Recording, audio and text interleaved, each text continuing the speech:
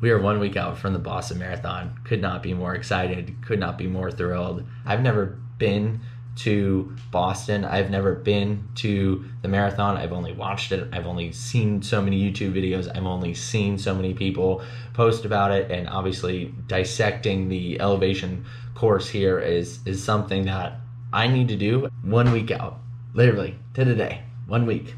From the Boston Marathon. So today's video is all about breaking down the race course itself. And I think my nutrition is dialed in terms of what I used for training.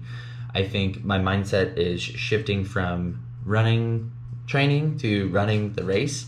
And I have spent plenty of, probably too much time over the last 3.5 months of really just visualizing what the course looks like. Obviously looking at YouTube videos, but diving into like a Facebook group, diving into what the course really looks like.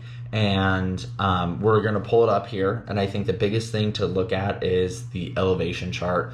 I cannot control the weather. I cannot control the wind. I cannot control the bus ride on the way over there. I cannot control exactly what time I start. However, I can get in the mindset that I am in control of my body, I am in control of my pace, I am in control of my attitude and mindset throughout this whole race here. It's bottled up. It is going to be used throughout the race. It is net downhill.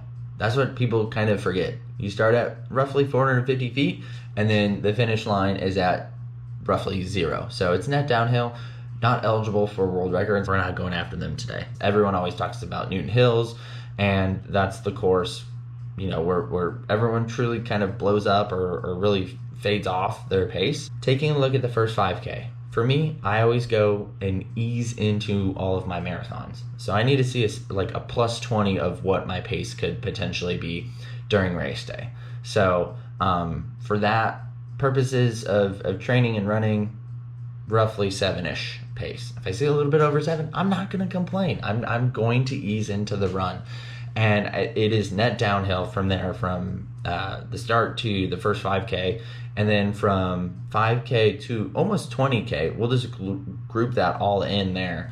And again, the crowds are going to be crazy. There's going to be water and aid stations every mile, which is truly amazing. And there are some Martine hydrogel stations later on in the course, which is awesome. So I will definitely utilize that. I'm bringing in my own nutrition though, just because that is what has worked for me throughout training. And I'm going to make sure that I hit them during my spots, usually every 30 to 40-ish minutes. If I can hit 35 on the dot, we're looking good.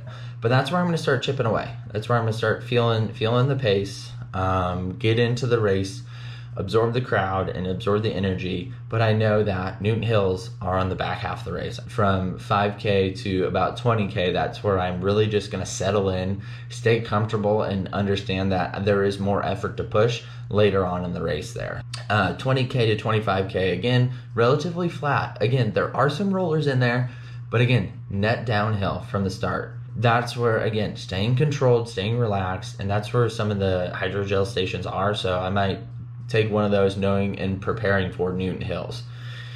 There are 4 Newton Hills. There's one at 16, there's one at 17.5, there's one at 19, and then there's the Heartbreak Hill.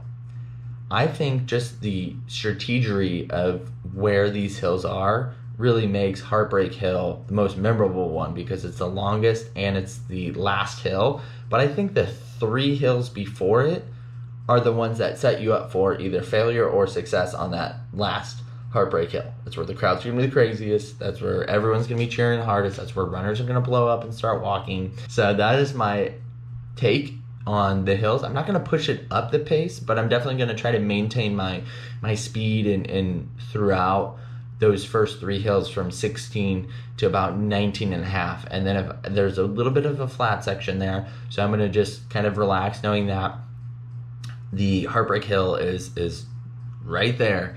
And then from Heartbreak Hill on, it's just enjoying the moment. I've got 5.5 miles until the finish, and the hard work is all done. 20 plus miles is behind me, and that's where the fun happens in the race from my perspective. So I will definitely try to fuel myself appropriately, stay hydrated, and get excited to race during race day. But at the same time, like, I need to bottle that excitement and use it appropriately on the race course. I can't use it during the first 5K. I need to manage it and kind of let the race come to me and be really patient. And I think that's the one takeaway from what I've read, what I've seen. That is an honest kind of look at what the course has to offer. That is an honest opinion of how I'm going to look at race day.